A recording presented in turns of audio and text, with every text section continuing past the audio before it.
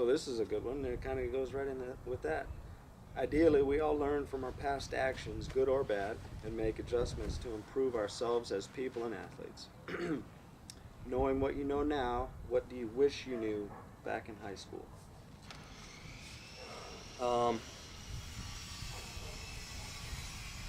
I wish. A million things. Yeah, I mean, how to talk to women. You don't even know that now. No, that's true. Come on, dude. You're right. I don't know. What would I tell my high school self? Yeah, I mean, discipline equals freedom. I mean, that's something that, I don't know, I've heard recently, and I like it a lot, and I wish that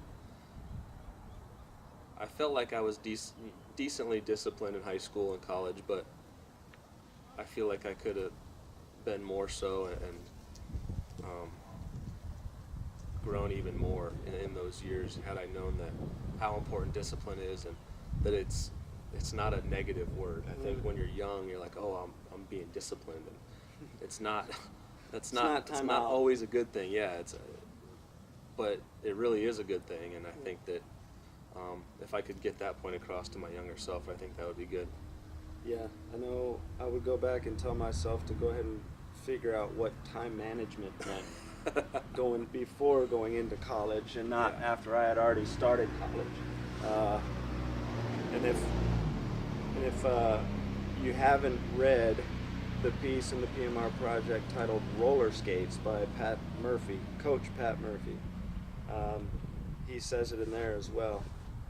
And I wish I had read that piece that he wrote before PMR back in high school. But time management and discipline are both good things that you're going to be able to build on over the years. You've had a long career at a very demanding position. So like we said, you're 33 at this point, Grandpa. What are some How old are you? So you've had you've had a long career at a very demanding position. I just skipped right over the question he asked of age, but that's fine. What are some of the things you have done consistently over the years to keep you ready to play? Number one has been, I learned probably in high school that, a good warm-up makes you much more prepared to play. And I think that I've carried that throughout my careers. Before every single game, I feel like I do a really good job of warming up and making my body prepared to play. I feel like that's helped me prevent some injuries.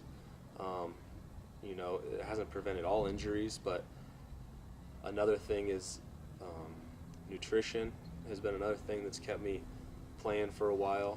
And also this I've learned recently is I've started to focus more on recovery as opposed to trying to get big and strong every year during the season. I've noticed that if I can focus on recovery after each game and doing everything I can to feel better the next day, then I think that will help with longevity.